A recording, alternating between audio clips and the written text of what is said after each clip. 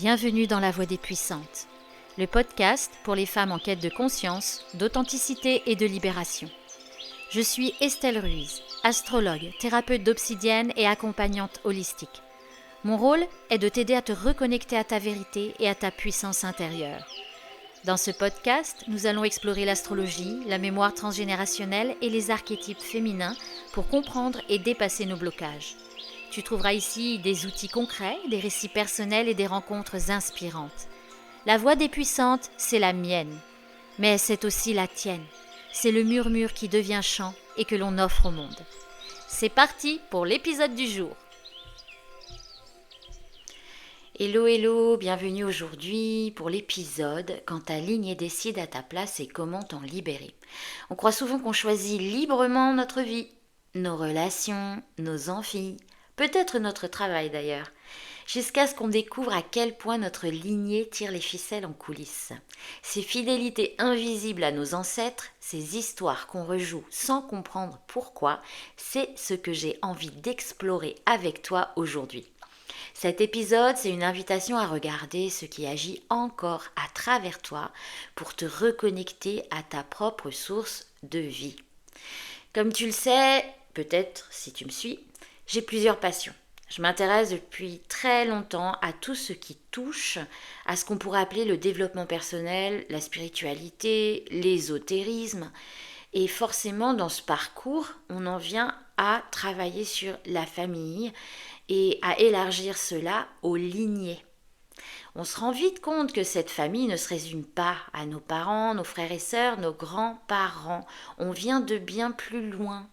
On arrive à la notion d'ancêtre. On va travailler avec nos ancêtres parce que nous sommes tous reliés et que ces ancêtres dont nous découlons nous ont légué des choses. Alors ça peut être évidemment des maladies. On parle d'ADN, mais pas que. Tout ce qui est psychique est aussi relayé. Et nous pouvons porter des histoires qui ne nous appartiennent pas et se retrouver à répéter les mêmes erreurs, les mêmes histoires. Ça peut être avec nos parents proches, par exemple notre mère. Si notre mère a très jeune eu un enfant et l'a élevé seule, on se retrouve à reproduire ce schéma-là. Donc ça, c'est les schémas qu'on peut le voir le plus fortement, surtout quand il y a quelque chose un peu de matériel qui se manifeste dans la vie. On reproduit le même schéma. Mais il y a des choses qui peuvent être plus subtiles et qui peuvent être liées à beaucoup, beaucoup plus loin. On peut très bien être impacté par une arrière-grand-tante, dans la lignée, on ne sait pas à quel moment, mais il y a eu des faillites et nous on se retrouve à avoir des difficultés avec l'argent. C'est vraiment des exemples qui semblent simples, qui là maintenant semblent assez fréquents, et quand on regarde autour de nous, il y a des choses qu'on peut détecter assez rapidement. Mais parfois il y a des choses qu'on ne détecte pas si facilement que ça, qui sont beaucoup plus subtiles, qui se déclinent à l'intérieur de nous par des sensations, par des incapacités à se connecter à notre joie, et qui ont forcément une racine dans un événement de notre lignée, de notre famille. Je vais te livrer un petit peu de moi. Alors c'est un événement qui a lieu de façon pas si lointaine, mais qui m'a impactée et qui part vraiment de cette idée de reliance avec nos parents, nos grands-parents, nos arrière-grands-parents. Donc j'ai toujours été très étonnée d'avoir une connexion très forte, enfin étonnée et peut-être pas en fait, mais avec l'Espagne. Et l'Espagne, c'est le pays de ma maman. Voilà, mon papa est français, mais ma mère, elle est espagnole. Et j'ai toujours porté en moi une sensation de nostalgie. Une émotion aussi qui peut être un peu forte et démesurée, ne serait-ce qu'à l'idée de penser au moment où mes grands-parents, ma mère, mes oncles, mes tantes, ont dû partir d'Espagne. Ils ont décidé de partir d'Espagne pour venir vivre une vie meilleure en France. Pas au moment de Franco. Moi, je ne fais pas partie de cette lignée-là, parce que mes grands-parents étaient vraiment très jeunes à la période franquiste. Ils sont venus en France dans les années 60 pour des raisons économiques, parce qu'en Espagne, ils mouraient de faim. Et que là où on leur proposait du travail, c'était la France, c'était pour certains l'Allemagne. Et il y a eu vraiment des villages quasi entiers dont les hommes sont partis vivre, travailler en France et en Allemagne, et qu'à un moment, les femmes ont fini par dire, on arrive avec les enfants. Donc c'est un peu ça qui s'est passé. À 13 ans, ma mère a quitté l'Espagne. Elle a été déracinée. Et c'est quelque chose qui, tu vois, encore aujourd'hui, me provoque de l'émotion. Et pourtant, je l'ai travaillé. Pourtant, j'ai fait du travail de lignée, vraiment pur, de lignée vraiment plus lointaine encore, avec des techniques comme la constellation chamanique qui est tirée des constellations familiales. Les constellations familiales, c'est Bert Hellinger qui a mis en place ce processus. Il y a une série extrêmement intéressante sur Netflix qui s'appelle Le chemin des oliviers qui parle de ça, que tu peux aller voir si tu ne connais pas ce que c'est. Moi, je l'ai exploré avec une dimension chamanique, avec quelqu'un qui faisait des constellations chamaniques. Et j'ai aussi travaillé les lignées beaucoup par tout le travail du féminin sacré que j'ai pu faire, toutes les explorations autour du féminin. Donc j'ai vraiment travaillé toute ma lignée, surtout maternelle au final. Et puis quand j'ai commencé la thérapie d'obsidienne, j'ai parlé un petit peu de cette sensation-là, cette sensation d'être un peu le cul entre deux chaises, d'avoir toujours de la nostalgie. Moi, toute mon enfance, j'ai été en Espagne pendant mes vacances. Euh, Tu vas entendre certains petits bruits car ma chienne est avec moi, je te préviens. Donc il y a des petits clics, clics, clics. Elle est en train de marcher sur le parquet, elle va se poser et là ça sera peut-être plus calme, je l'espère. Donc voilà cette sensation d'appartenance à ce pays qui est l'Espagne, alors que je n'ai pas vécu en Espagne. Moi, concrètement, je suis née en France. Certes, j'allais tous les étés en Espagne et j'y passais du bon temps et ça a toujours été très chouette. Mais je ne comprenais pas pourquoi j'avais toujours cette sensation d'avoir le cul entre deux chaises. Euh, c'est cette sensation aussi de déracinement, de ne pas réussir à trouver un espace où je sois vraiment là, présente. Et donc c'est quelque chose de curieux, ouais, c'est quelque chose d'extrêmement curieux. Et quand j'ai commencé la thérapie d'obsidienne, ben, on a travaillé quasiment directement là-dessus, sur ce lien que j'ai à l'Espagne, sur cette nostalgie, parce que quand je commençais à en parler en séance, je me mettais à pleurer. Et alors qu'il n'y a aucune raison. Il n'y a vraiment aucune raison. De là, on s'est rendu compte, je savais, mais j'avais pas conscientisé que mon deuxième prénom, c'est celui de ma mère, et qu'au-delà de ça, c'est celui d'une de mes tantes en Espagne.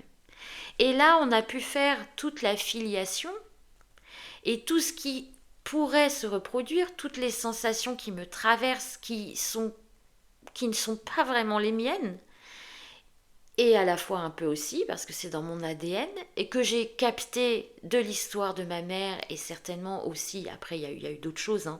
Là je parle vraiment de cette chose de déracinement, de cul entre deux chaises, de grosse nostalgie par rapport à l'Espagne. Parce que c'est quelque chose qui est fort et je pense qu'il y a encore des petites choses à travailler. Parce qu'il y a, voilà, j'ai beaucoup d'émotivité avec ça. Quand j'écrivais le script hier du podcast, j'avais des remontées émotives, alors qu'il n'y a aucune raison. Et, euh, et ça, c'est vraiment un des signes.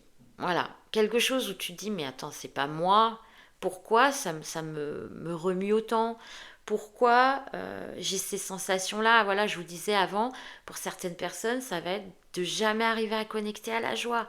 Il faut se poser des questions. Alors certes, on va chercher, si on va chez un thérapeute, chez un psy, on va peut-être parler du moment présent et trouver des raisons à ce moment présent.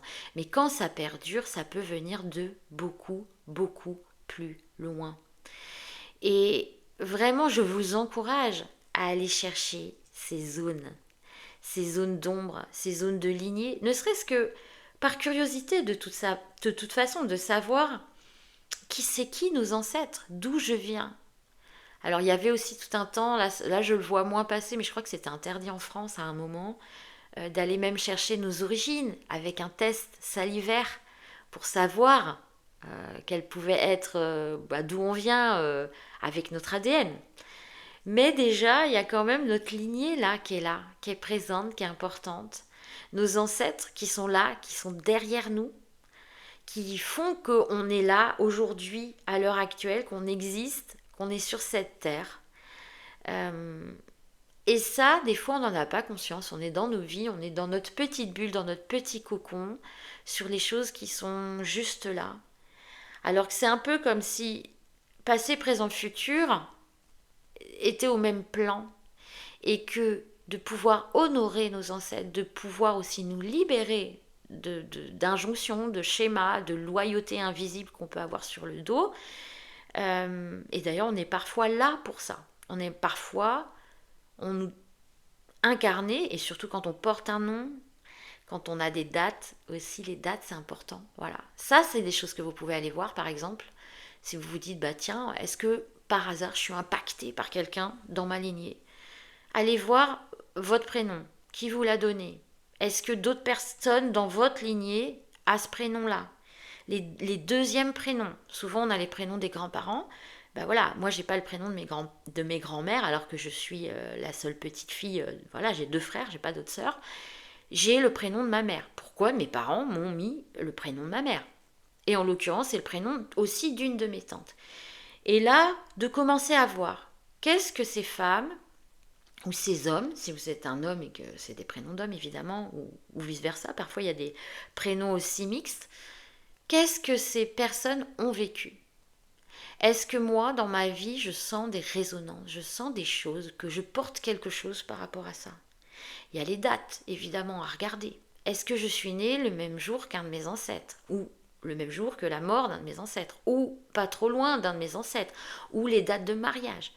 Tout ça, ça peut nous donner des indications si vous décidez de commencer à travailler sur vos lignées et pour savoir plus particulièrement qu'est-ce que vous avez engrammé comme loyauté ou comme schéma.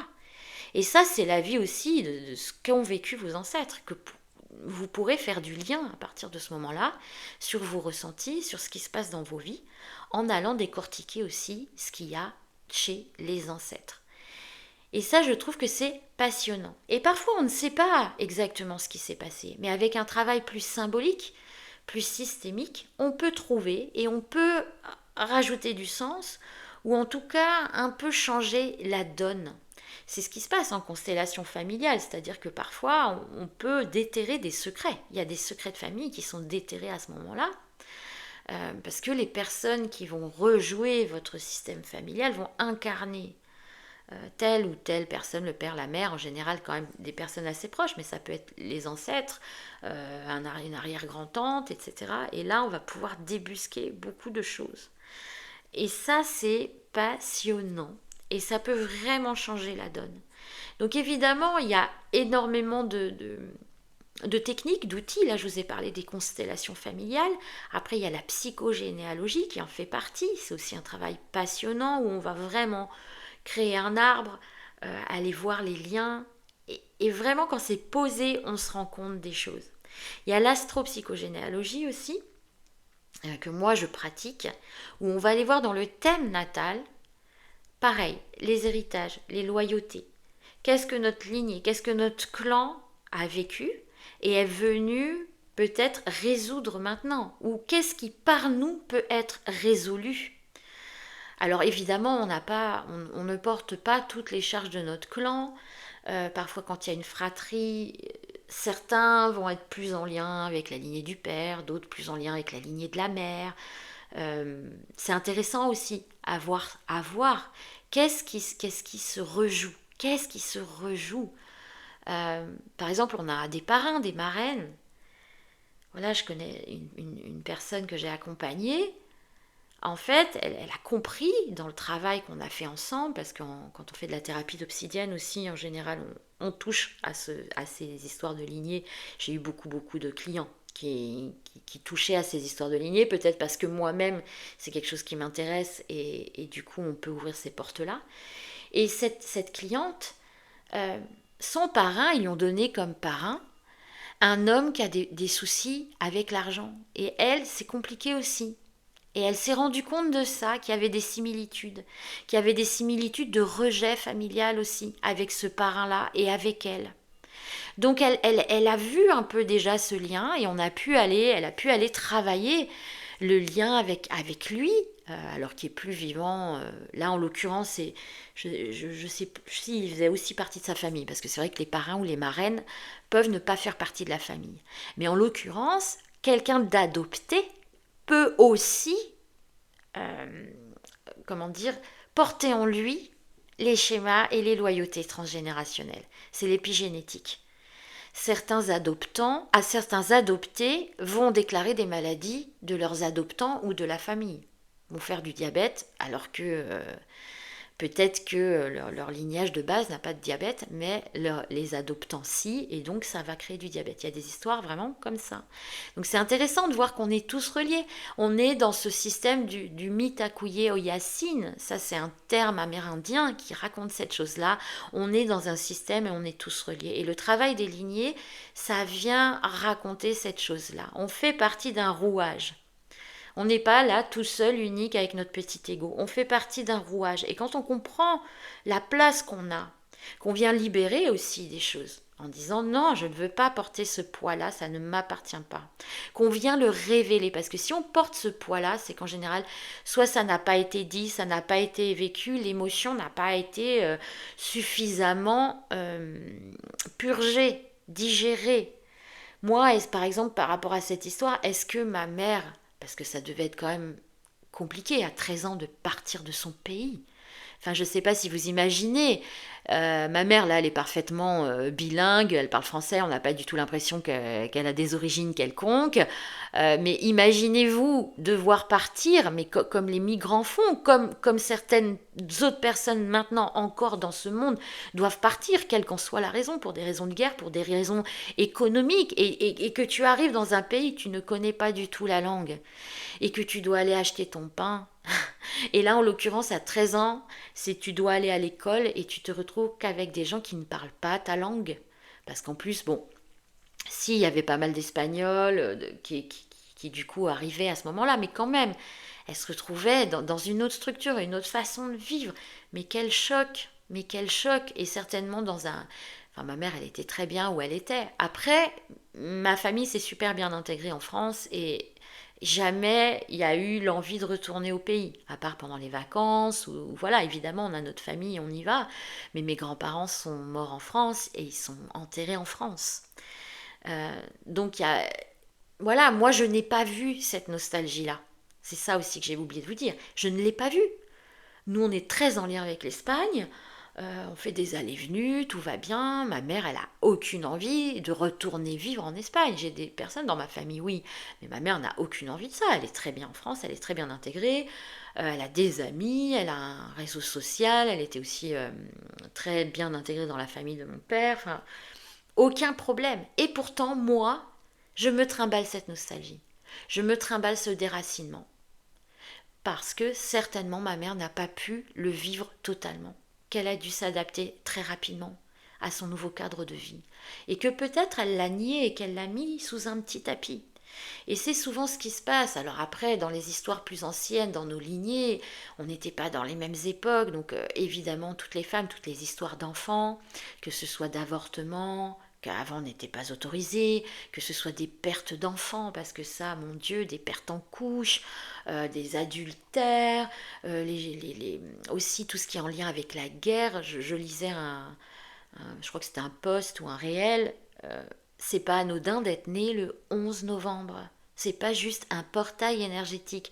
Bon, c'est pas ça. C'est le 11 novembre, c'est en lien, symboliquement, avec une guerre. Donc tu es né un 11 novembre, il se peut que dans ta lignée, il y ait des personnes mortes à la guerre, ou il y ait quelque chose en lien avec la guerre.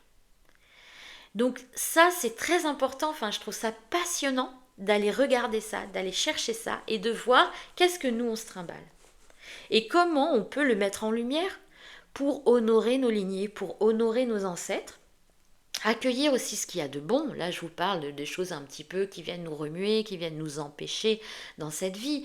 Mais on amène aussi, grâce à nos lignées, énormément de courage, d'abnégation, de résilience. Enfin voilà, moi je me dis, ma famille est partie du village. Mes grands-parents, ils ont fait le pas parce que depuis des générations, ils étaient dans le village. J'étais à regarder un petit peu justement les liens. Il y a des sites sur internet où on peut regarder notre généalogie. Et quand même, c'est pas des personnes qui ont fait les quatre coins du monde. Alors j'imagine que si on allait encore plus loin, il y a peut-être du mouvement, mais sur le siècle que j'ai regardé, c'était des gens qui vivaient tous au même endroit. Donc là, c'est un déracinement qui est dingue. C'est vrai qu'il y a des gens qui vivent tout le temps au même endroit, finalement, et qui sont très bien à vivre au même endroit. Mais quand tu dois te déraciner totalement, c'est un choc, quoi. Donc voilà, ça c'était pour ma petite histoire. Mais vous analysez, et franchement, on ne voit pas tout au début, de premier abord. Donc comme je vous le disais, ce que vous pouvez faire, vous, c'est les prénoms, ça c'est extrêmement intéressant. C'est les dates qui peuvent être en lien et d'aller poser quelques questions si vous le pouvez. Mais après, poser des questions ou pas, c'est pas grave, il y a d'autres outils. Les constellations familiales, la psychogénéalogie. Moi, je fais de l'astrologie psychogénéalogique aussi, ça c'est très intéressant. Et j'ai découvert et je pratique maintenant un nouvel outil que j'ai intégré dans les puissantes et que je propose aussi en séance individuelle. C'est le théâtre de vie. Alors c'est un travail symbolique et systémique, encore une fois, où on va aller travailler sur les lignées, en partant du père et de la mère et de l'enfant, avec la date de naissance qu'on va transformer par des calculs numérologiques en arcanes. Enfin, on fait le calcul numérologique et ça nous sort des arcanes du tarot de Marseille, les 22 arcanes. Et là, on est face au symbole de l'arcane pour venir comprendre la dynamique, les enjeux, les loyautés et comment s'en libérer. C'est vraiment pas du tout les mêmes significations que le tirage divinatoire qu'on fait avec un tarot. C'est autre chose. C'est vraiment très puissant aussi en termes de prise de conscience. Et c'est l'idée d'aller, encore une fois, qu'on ait des réponses ou pas, qu'on puisse en parler ou pas, parce que parfois on n'a pas des personnes qui peuvent nous dire ce qui s'est passé, on ne sait pas notre histoire en vrai, on ne sait pas. C'est dommage d'ailleurs, mais on n'a pas toutes les pièces du puzzle, c'est normal. Mais avec ce type de travail, on peut aller quand même mettre le doigt sur des choses et libérer. Et libérer, parce que finalement, quand on est bloqué dans notre vie, à quelque niveau que ce soit, et c'est normal, on a tous des choses à venir travailler sur Terre, ça peut se passer à plein de niveaux. Ça peut se placer à un niveau vraiment très quotidien, sur le factuel, sur ce qui se passe maintenant, le psychologique. Ça peut se passer sur le transgénérationnel, ça peut se passer sur l'énergétique, ça peut se passer parfois même sur le karmique. Donc autant vous dire que parfois, c'est un peu le parcours du combattant pour aller trouver où est la racine du mal et s'en défaire. Mais le transgénérationnel, souvent, ça nous donne vraiment des explications.